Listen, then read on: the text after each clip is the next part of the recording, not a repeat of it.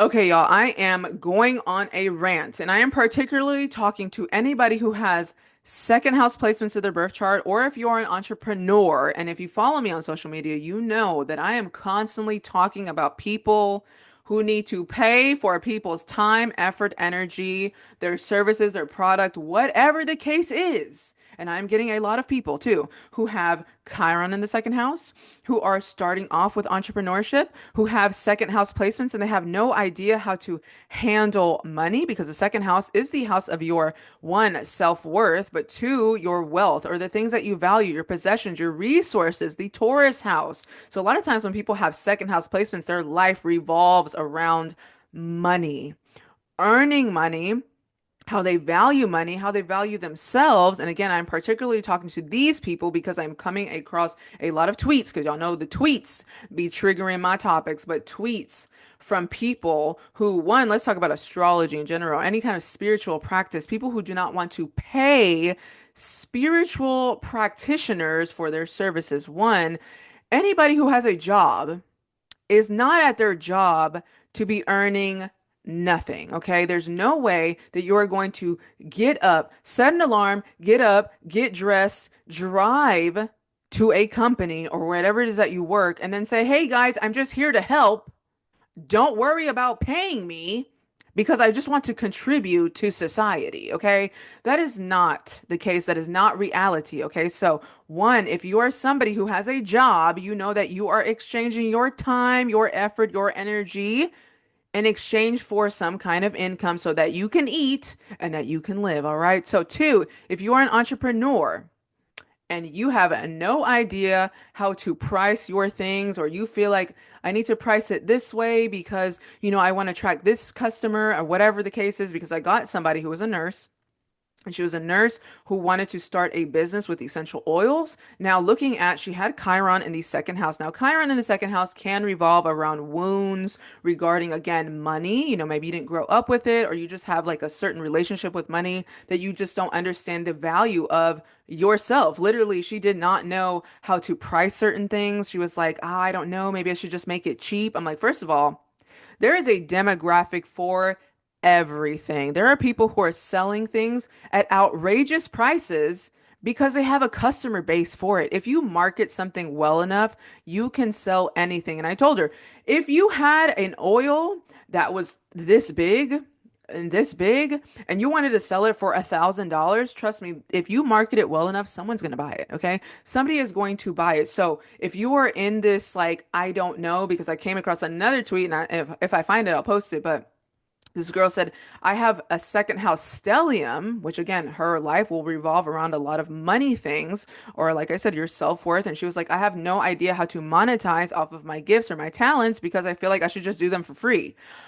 No. Okay. Now, if you are somebody, like I said, you like to volunteer your time or whatever, like that's totally cool. But if you are trying to find a way to earn a living off of it, charge people. Okay. Every single day, people are paying for services. They are paying for internet. They are paying for their cell phone. They are paying for electricity. People are paying for services. Why are you any different? And why do people not see that within themselves? They like, I'm not going to pay a professional astrologer because I don't feel like it's worth it. But every single day you are paying someone else for a service, whether you're going to a restaurant, you are paying to be fed or to have food cooked for you. Why is it any different from anyone who is in entrepreneurship? Now, it is because people do not value you. Whenever anyone who is trying to, one, negotiate with you on how much you are charging for something, they don't see value in you, okay? Because they're like, I would like to get more from you for less because I don't feel like you are worth what you want to charge. People also do not understand the process that goes into whatever it is that you are doing, because again, they will see what they feel like is something that anyone can get anywhere for free. And so they're like, well, why are you charging so much for that? But not understanding that what you are getting for free, like on the internet, when you just type something in and pull it up, somebody had to research that thing in order to put it together. Okay. So their time and their energy went into that for you to just look at it for nothing. Now, if you want somebody's, again, time, you're sitting there, you want to talk one on one, You gotta pay people for that, okay? If you have a product and you spent your energy coming up with how to find the resources, how to put those materials together, and then how to market it, you got a website, you got product, sell it for however much you want to, okay? Do not negotiate, do not discount people, okay? That is one thing too. A lot of times people think that cheaper will attract more. Cheaper does not attract more, trust me. Free doesn't attract more. And then people do not value free. Okay. People don't value free. They will ask, ask, ask all day for knowledge and information and then won't even say thank you. Okay. People will watch and get on YouTube, watch somebody absorb all their knowledge, all their information, and then won't even like the video. All right. So understand that if you want to charge people, if you want to upcharge people, you can do that because, again, there's an audience for everything. Okay. I currently live in a city where there's, I think, 100,000 millionaires. You know, if you want to have a certain demographic, you want to have a certain audience, you market to that audience. You don't market to somebody who is complaining about something because a lot of times when people who are complaining, anyone who's complaining, and what I've seen with this, I had somebody and I deleted the message because I was just like, I'm so annoyed by you. Someone who I don't even know, but they've never done a service with me. They've never shared my content. They don't even understand what I'm doing, but they had wrote, it's always about money for you. And I'm like, yeah, I work for myself. So what do you think I'm going to talk about? Paying for my time, my effort, my energy, just like you do with everyone and everything else. There's no shame behind it.